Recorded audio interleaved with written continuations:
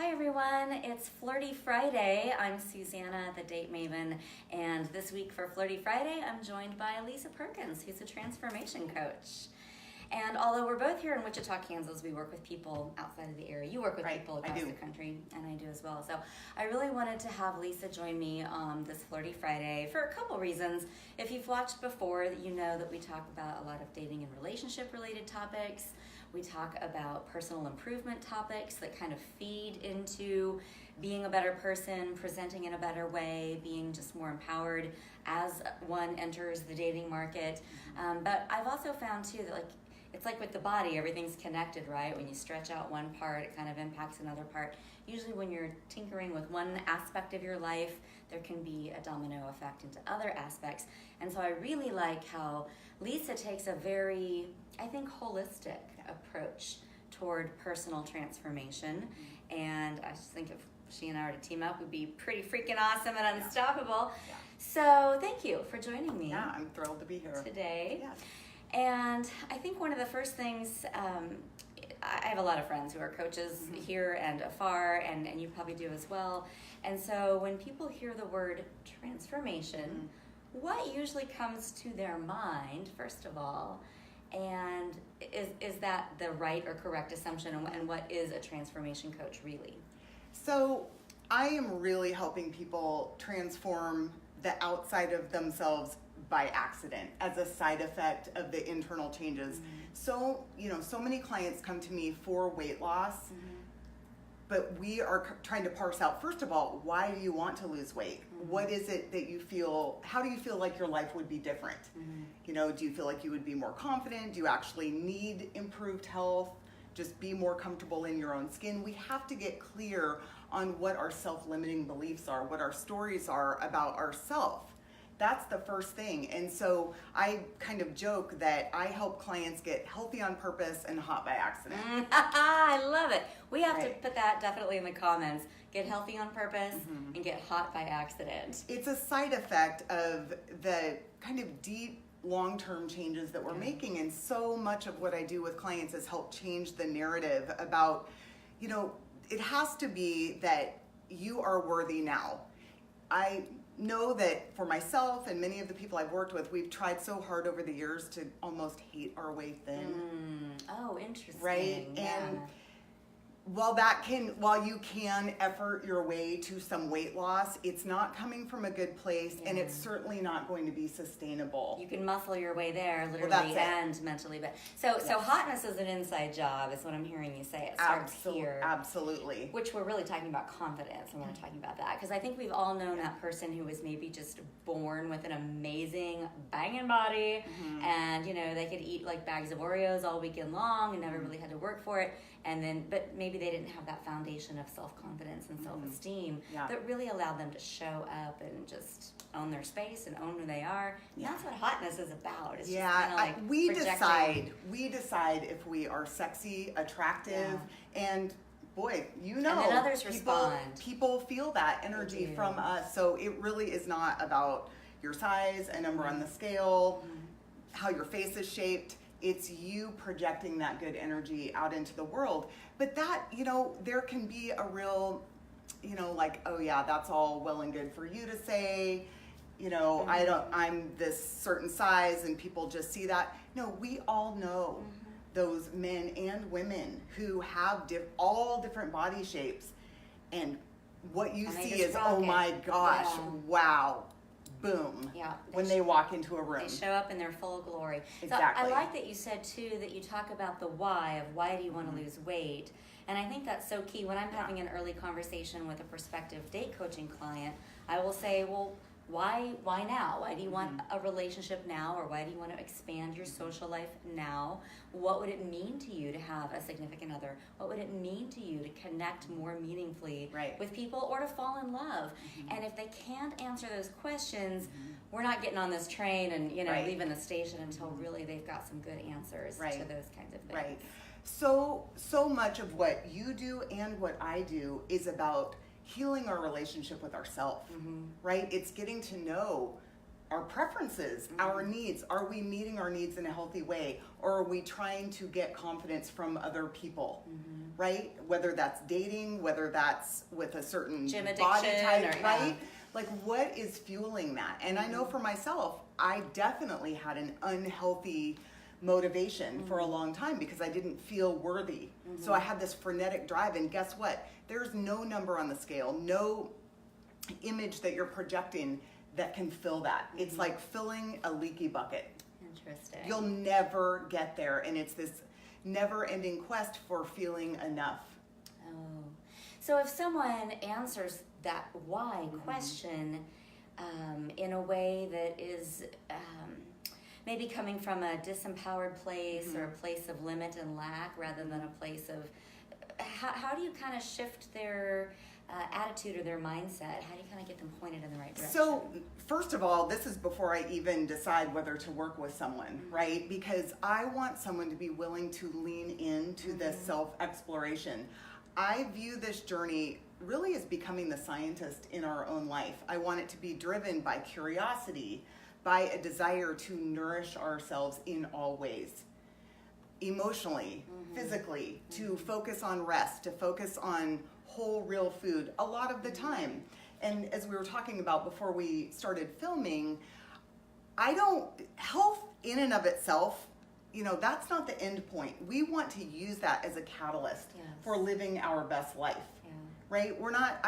I always joke that I don't want my epitaph to read, "She was a great dieter." Oh, okay, right? yeah, that's not how anyone's tombstone or obit should read. Yeah, exactly. So we want, yes, it is awesome to feel good, to have good energy, to not have a bunch of inflammation and digestive problems and migraines and joint pain. So it is worth learning to nourish ourselves, to prioritize sleep, to move in a reasonable way on a consistent basis. But we need to learn to listen to what our body's telling us instead of listening to these gurus who tell us what we need. If you came to me, Susanna, and you said, okay, just tell me what to eat and tell me how to exercise, I would say, I will partner with you. I will ask you all the right questions, help you interpret the signals your body's sending. I don't have your answers. You have your answers. Okay. And I'm going to help you learn to trust. So you're helping them kind of tune themselves into the radio station That's a great inside. way. That's a great way to Now, say it. you said a word that I just went like ding, ding, ding, and all the bells and whistles started ringing for me, and that word is nourish. And I think that that's a word we don't hear a lot about, even in health and fitness circles, shockingly. And I love that word, and it's because if you're really learning to use that as your filter and as your barometer of what I want and need versus what I don't. And I would use it in relationships too. In every there area. are people who nourish you. There are things and activities and people who are spiritually nourishing, emotionally nourishing. Food is supposed to be about nourishment. It is. Okay, says the chick who may or may not have a small little thing of Oreos in the cupboard, but that's really fine. That's how we should be making our choices. Right. Is about, does this nourish me? Yes, and I will tell you that was the word that broke me out of an unhealthy relationship with food, with my body, and with myself. None of that was working. I tried all the things and I didn't feel good. I never felt like enough, and I decided, okay, I am chucking it all out. I'm starting over, and that's the lens through which I'm going to gauge all of my choices. Does this nourish me? And no, does that mean I don't ever have a drop of alcohol or sugar? Of course not. It's what we do most of the time that impacts us, and it takes time to kind of create this new habit and new approach to living, because honestly, we kind of tend to treat ourselves a little bit like a garbage can. And so to me, it was kind of like becoming a little bit more of a food snob. Yes, I will have a creme brulee, but it better be Mike's a darn wine good diet, one. right? Yeah. Like, I'm going to get one that's very special, and I'm going to savor every last bite of that, but I'm not going to eat a cookie from the grocery store. Right? That's not special enough I know it will trigger some inflammation, and sometimes it's worth it. So it's learning to slow down these choices and say, if I'm honest, how am I likely to feel about this choice an hour from now. And again, that applies to, should I go to the gym this morning after 5 hours? Is this likely to nourish me? Probably not. I'm probably better served to sleep another hour, Okay. right? Okay. So it's taking our power back and saying, yeah, like harder is not always better. Sweat is not your fat crying, right? It's not go harder, go home. Yeah. No, that is what tanks people and causes them to say, I'm never going back to the gym again. Right. No, that doesn't feel good to me. Now, Right. so if someone has a specific goal in terms of maybe a tape measure around the waist or around the bicep, or they step on the scale, how do you help them then set meaningful goals so that they can kind of tick off their progress, or does that even happen? I personally, and there are other approaches, I personally do not believe that we can gauge health or worth by any numbers. Okay. It is not determined. Can we just like take a moment and soak that in? That is And so I've wise. worked with a lot of people for Yeah. 4 years, and I have helped people literally overhaul their life Wow. from the inside out. And what's fun is when we focus on, okay, let's lean into what are the real foods that taste delicious to you, that you are excited to go home and eat your food, that even if someone offers, hey, let's have, tacos on the way home or whatever it may be, you are truly lit up by the food you have at home. That I am there, and never would I have thought that this was possible, because we think of healthy eating as salads and sadness, right? She's just full of these little one-liners, like, we got to get this in a book or something. Yeah. But I mean, how many of us have felt that way, yeah. right? And that's just not what it is. I can honestly say I enjoy cooking, and sometimes that means, especially now that it's fall and it's the time of year for comfort food, sometimes that means some like baked goods on the weekends and things like that. And I can honestly say, the other day I had a choice between routing on my way home through like a deli or a restaurant or something, or just going home. And I thought, you know what, I really have something at home that I much more look forward to eating than, and so that idea of getting lit up by your own food, I'm kind of there. I'm probably not there in other places of my life with health, but I am definitely there where I know I have an awesome cookbook and a stocked kitchen. And so what I would say to you, if you were a client, I would say plant a flag in that. Notice that. Let's do more of that. Of that kind of food that genuinely you are excited about eating, that doesn't feel like, oh, I willpowered my way past the deli to get home. Willpower, that is sucking the life force out of us, right? Life is hard enough. And there's only so much of it we have. I mean, scientists have shown that there's there's kind of a finite amount of willpower, and by the end of the day, whether it's 5 or 7 or 9, like kind of when you're done, you're done. And maybe you've used a lot of it at work or with your spouse or your significant other. Exactly. And what are your children? And then once your resourcefulness is kind of all drained, then here comes the bag of donuts. What we want to do is slowly build some new habits that just feels like, okay, this is just what I do. Maybe it's, a little bit of, cooking ahead on the weekend so that the food that's in your environment, is food that you enjoy, and it will be ready when you get home after a busy day. So there's all kinds of little hacks. I don't like cooking, so I want to do a couple of batch cooking sessions a week. Right? Okay. But that's me. I have clients who are like you. They love to cook, and so they're doing fancier things, on a daily basis. And that's what I help clients figure out. Okay, how to make this fit into the context of your actual life without feeling like constant friction. Right. Yeah. We're not going to stick to something that always feels like we're trying to hike uphill with a 50-pound backpack. We're not going to. The rock keeps rolling downhill. About 10 years ago, I decided I had some weight to lose. And one of the first steps that I made in making the change was to think not about action, but about identity. And so I started to say to myself, I am someone who eats this way. I am someone who moves this way. I am someone who values this over this. And when you really internalize those I am statements, I am thin, I am fit, I am strong, whatever it is, then it becomes easier to simply identify with the arena of good choices and disidentify with the arena of poor choices. And I would add to that, I am worthy of nourishing myself, of taking the time to make sure that I have good food available, because I know, our kids are a little bit older. So it's not quite as tricky as when they were little, Yes. but I do coach women who have young children, and they are giving and giving all the time and feeling selfish for taking that time to make sure that they have good food on hand. And so I think that needs to get added into the mix of I am worthy, and to understand that is the biggest gift you can give the people you love and who love you, is for you to feel good. Yes. To have your energy and your mojo Yeah, back. if And- mommy's on the couch, she's no good to anybody. Well, and that's how I was Yeah. for so long. I did not feel good. This was, for me, this transition to a real food diet. And again, that's going to look different.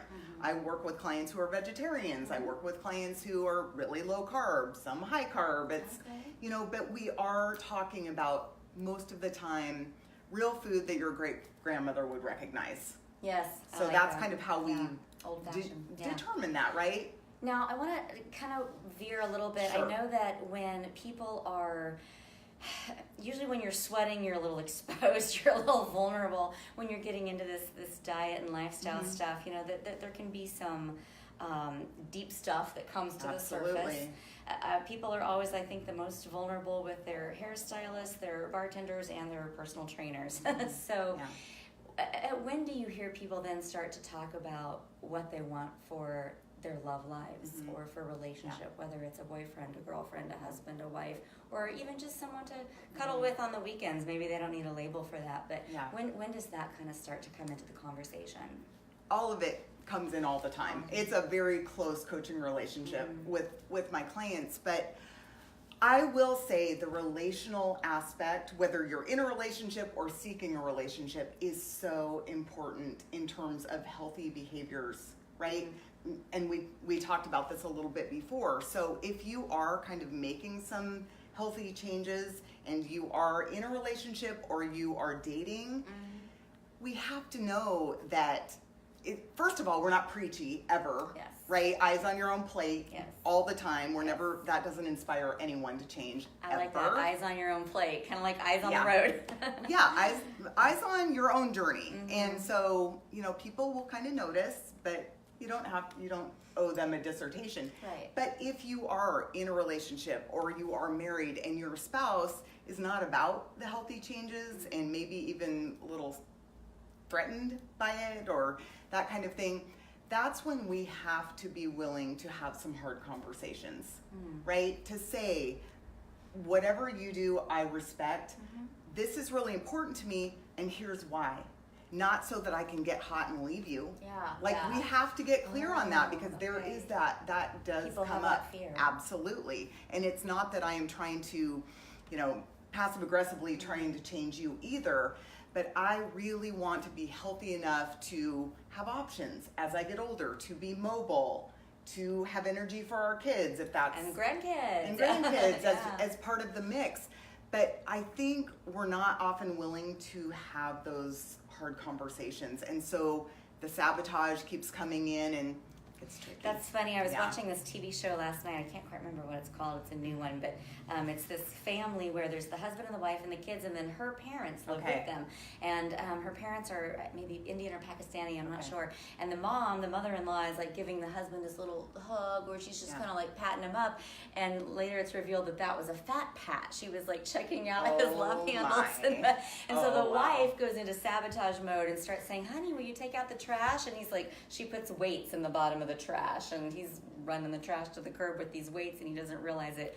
Or he makes a lasagna, and she's like, whoops, and it falls on the floor, and she's like, well, we have salad. So she's doing all these like funny saboteur moves, and obviously it's a TV show, but it made me smile, because it is the hardest thing in the world to say to your significant other, hey, I see what's happening to your body, and not feel like a complete jerk.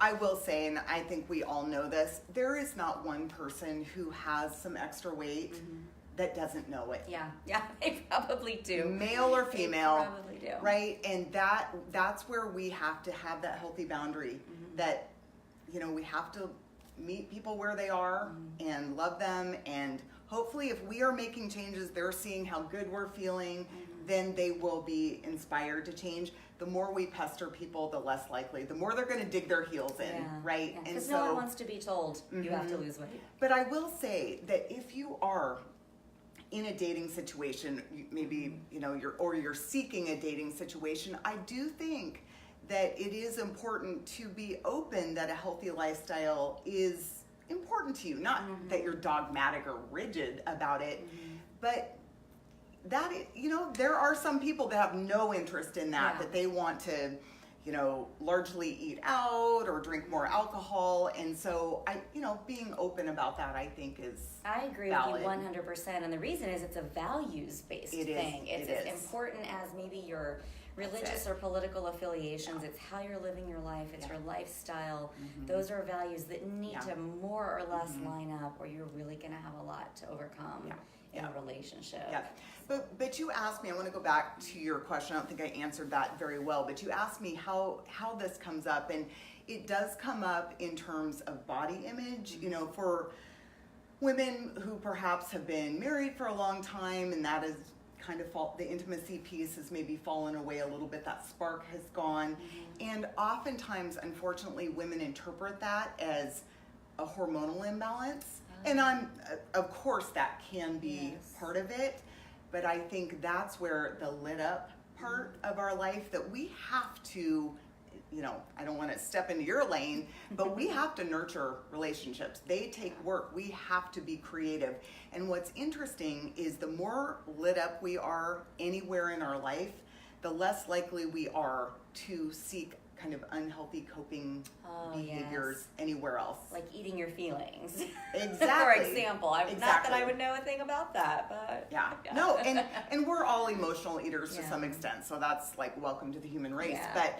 But if our brain wants goodies, and if we're not getting on the calendar, you know, with all of my clients, we schedule Mojo bucket fillers throughout the week. We're going to look at your calendar and say, okay, where's the fun, the joy, the play coming in? Because if you are not getting that purposefully in a healthy way, that ice cream is going to loom large.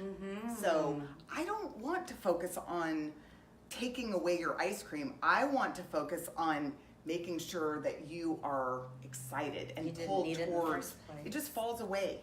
It just falls away. You know, that it just doesn't work. To just sit there and say, I'm going to willpower my way from the Oreos. Right? So now, when we talk about health and physical fitness, when we talk about dating and relationship, the place where oftentimes they intersect for people, particularly for my middle-aged and older daters, is the bedroom, right? Sexual behavior, things like inflammation, bloating, digestive issues, all of that can put a real snag. And believe me, no matter the age, I work with people from 20s to 70s, they all want to get frisky. I know it's kind of an old-fashioned term. They all want the hubba-hubba. And so really, you know, some of the difficulties or the challenges they're having in the bedroom, I suspect, could be solved a little bit with maybe diet and exercise. What are your thoughts? I absolutely agree, and I would say it's largely diet, right? I know for myself, digestive issues for so long definitely kept me from having any interest in that. I didn't know what my stomach was going to do, right? I might make a noise, it might be weird. No, and for me, and it's interesting because I think that we have this misconception that when we start to make some healthy changes, that first of all, we have to do this huge overhaul, and second of all, that it will take 30 days or 12 weeks to see any benefit. No, feeling better is literally hours away, days away. So that's where just cutting down on some alcohol, and this is where, where do I start with clients? We want to kind of come out to a 10,000 foot view, look at a few days of your diet, and let's see where some of the glaring things are. Let's start with one thing. If you are doing a fast food drive-through for breakfast every day, let's clean up breakfast. Let's start with that. Let's stay home, make some bacon and eggs, maybe some fruit for breakfast. Let's start there and let's see what shifts in terms of your bloating, your joint pain, right? Your just mojo. And that is fun to see how quickly that comes back for clients. I mean, I've heard some really interesting things from people. Well, when we see change and when we see it rapidly, we are more motivated. Now, you mentioned inflammation, and before we even went to the Facebook Live, I was talking a little bit about some aches and pains that I typically have in my right arm or my right shoulder. And I don't know if there's necessarily a word for this, but amongst people who are very busy on their phones, whether it's for work or whether it's for online dating, maybe there's a lot of swiping going on, the arm is sort of frozen in a position that I suspect is not very good for our anatomy and our physiology. Right. And so could you share with people watching, and by the way, if you have any questions, this is a good place to sort of chime in here if you're watching and you want to ask Lisa a direct question or me. But show us something we could do to sort of relieve, is it tendinitis or bursitis? It's tendinitis is what's happening. Mm-hmm. So yes, we've got some inflammation in those tendons in there. And yes, it's an overuse issue. So the first thing would be, okay, let's modify that behavior. Mm-hmm. Let's try to use a different hand, a different thumb. Let's take a break, use your laptop. You didn't know you could injure yourself with too much Bumble or Tinder, did you? But it could happen. No, it's, there's all kinds of weird things that can cause that for sure. But yeah, that would be the first thing that I would say is that we just need to kind of modify that use. We need to rest that. You can use ice to bring that down. But the underlying thing that's going to make the biggest change is your diet. Okay. That is a sign of some low-grade inflammation that's happening in your body. You may notice a little bit of a wonky knee, or your back is stiff, a little bit of headache. That is low-grade inflammation, and it's a really bad predictor of health problems. And is sugar kind of the number one bad guy there? So inflammation is caused by gut health, right? And sugar is going to cause our gut health to be off, and that low-grade inflammation, excess alcohol, but also stress, lack of sleep. These are really the big drivers. So this is where starting to nourish ourselves a little bit better. And so when I say that, I'm like, okay, we know what that looks like. If I were to ask a 10-year-old, what would a nourishing plate of food look like? They could tell me. Okay. So I think we kind of hide in confusion a little bit. They're like, oh, well, I hear this diet is the best, or this diet is the best, so I don't even know what to do, so forget it. So I'll do nothing. It's like, I'm going to call a little bit of BS on that, right? Because, okay, some healthy protein, whether that's plant-based protein or animal protein, a bunch of colorful vegetables, some fruit, some olive oil, right? It's, some permutation of that. That's going to be a low inflammatory diet right there. And again, that's not to say you can't have some of the other goodies, but let's crowd those to the edges. Real food first is the mantra that I instill in clients. I don't ever say you can never have X, Y, or Z, because you know what our brain is going to do with that? It's going to hyper focus on X, you Y, and watch Z. me, Yeah. right? And so that's like, I always think of the analogy of holding like an inflatable beach ball underwater. Like you can hold that, and guess what happens when you lose your grip on that? Pew, right out of the water. And that's when you find yourself overeating, binging on things. So instead of a couple of French fries just to get the taste of it, you're mowing through a ginormous basket of it, right? So if we could, for inflammation, for tendinitis, eat more vegetables, eat less sugar. You don't need a new diet. You don't need a 30-day plan. Yeah. You really don't. Well, I feel inspired to go to the produce section now, and I feel inspired in general, Lisa. Good. You're so passionate about what you do, and you're passionate about helping people. If it's not apparent to you, then you fell asleep. If people have been inspired as I have by what you've shared, how can they stay in touch with you? So I'm very active on Facebook, Primal Transformations. That's a great way to connect with me. I am going to be launching on November 1st. I'm launching the Primal Transformations Inner Circle, which will be a private group, and there's going to be a ton of value in that group. So that is for folks who are not quite ready for coaching, or maybe they have worked with me in the past, but they want that ongoing community and support and a place to get valid resources. I'm a former librarian. There's nothing that I talk about that is not research based. Yeah. I am not about fads, gimmicks. I don't sell anything, right? So that I'm excited about that group, and my podcast will be launching at the same time, Primal Transformations.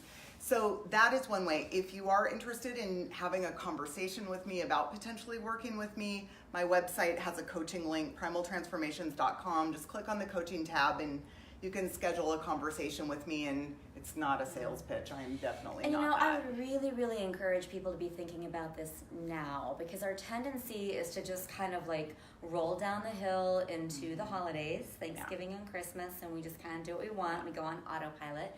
And then come January 1st, people are thinking about, oh, shame on me, Sure. slapping themselves on the wrist, and now I got to get my act together. And you know what? Your January 2019 self starts here and now. Your January 2019 body, mind, everything. It really starts now. There's nothing magical that's going to happen for you in 3 months. Yeah. So if there's a certain change you want to make in your life, really is the I time. couldn't love that anymore. I encourage people to think about, how do I want to arrive on January 1st, right? And what I really don't want is for people to set themselves up to be vulnerable to extreme plans, Yes. right? Nobody needs an extreme plan. Not now, not then. And does that mean, okay, now I have to completely restrict myself and have like really depressing, sad holidays with no indulgences? No, it means have conscious indulgences. Maybe budget your alcohol for the week. Maybe really plan for those special meals. If you're going to a party that it's going to be all sugar and alcohol, maybe you have a little meal before you go. Yeah. It really is just about slowing down and, being a little more practical. Yeah, and not being on autopilot. Not just being on 'cause autopilot. everyone Be a else is food snob. Yeah. Yes, have some indulgences, but make it worth it. Yeah. That's really what it is. So that's how to stay in touch with Lisa, and I really would encourage you to think about, they say timing is everything, and that can be true regardless of what kind of change you're wanting to make. If you're thinking you want a partner or a significant other to go to some of those holiday parties with, now is the time. Yesterday was the time. It's almost getting, to be kind of the 11th hour for that. But the way to stay in touch with me and those of us at The Date Maven is through our website, thedatemaven.com, and also through all the different social media platforms, obviously Facebook, Instagram, and YouTube. And I do want to let you know, if you don't get to watch Flirty Friday live, it doesn't mean you missed it altogether. These shows go on to be posted to my YouTube channel, and I would really like to invite you to subscribe to that YouTube channel, because there's a whole library there, a whole inventory of videos going back several months, and so you can just kind of binge watch those some weekend if you want to. They're usually pretty brief, 15, 20, 30 minutes. So I'd appreciate the subs. Do we have any questions from our audience, Producer Chrissy? Not today, but Fredo did send some love. Oh, thank you, Fredo. Appreciate the love always. And if anyone knows food, it's Fredo. So, yeah. So have a good weekend. Thanks for joining us this Flirty Friday. I do want to let you know that there will not be a new episode next week. I will be attending the Matchmakers Alliance Conference, which is occurring on a cruise ship. How fun. So yeah, we know how to work and play and kind of balance That's it all good. out. So we'll get together and we'll support each other and brainstorm and learn and have amazing speakers, but we'll also have some time in the sun as well. So Flirty Friday will be back in 2 weeks. I guess that gives you a break to go watch all those old videos. And thanks so much for watching, and make your Friday and your entire weekend flirty. Mwah.